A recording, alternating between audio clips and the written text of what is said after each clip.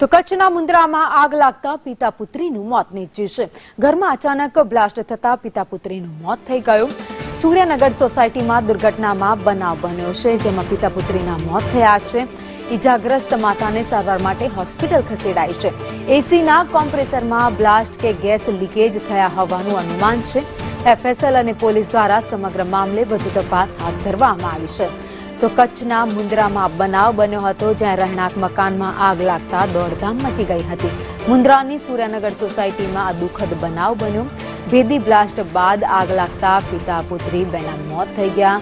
મોત થતા પરિવારમાં શોકનો માહોલ છે। તો બીજી બાજુ જે ઇજાગ્રસ્ત માતા છે તેને હાલ હોસ્પિટલમાં સારવાર અપાઈ રહી છે। જોકે એસીનો કોમ્પ્રેસર અથવા તો ગેસ લીકેજ તેના કારણે આ આગનો બનાવ બન્યો હોવાનું પ્રાથમિક તારણ છે। જોકે અત્યારે એફએસએલની ટીમ પણ પહોંચી છે, પોલીસનો કાફલો પણ ઘટના સ્થળે છે અને સમગ્ર મામલે તપાસ ચાલી રહી છે। તો એસીમાં કોમ્પ્રેસરમાં આગ લાગવાના બનાવ અગાઉ પણ સામે આવી ચૂક્યા છે કે અચાનક જ ગેસ લીકેજ ક્યારેક થઈ જતો હોય છે।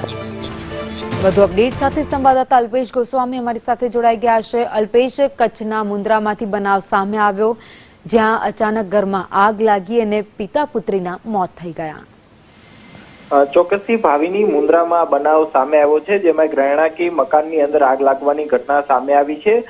મકાનની અંદર ભેદી સંજોગોમાં બ્લાસ્ટ થયો હતો અને જેમાં બ્લાસ્ટની ઘટનાની અંદર પિતા અને પુત્રીના મોત થયા છે, જ્યારે માતા ગંભીર રીતે ઈજાગ્રસ્ત થતા હાલ તેમને સારવાર માટે હોસ્પિટલમાં ખસેડવામાં આવ્યા છે। પ્રાથમિક તપાસમાં એસીના કમ્પ્રેસરમાં બ્લાસ્ટ થવાના કારણે આગ લાગી હોવાનું સામે આવ્યું છે। સમગ્ર ઘટનાને લઈને હાલ એફએસએલની મદદ લઈને તપાસ હાથ ધરવામાં આવી છે। સમગ્ર ઘટના બાદ હાલ પોલીસ પણ ઘટના સ્થળે પહોંચીને સમગ્ર મામલે તપાસ કરી રહી છે કે કયા કારણોસર આગ લાગી હતી।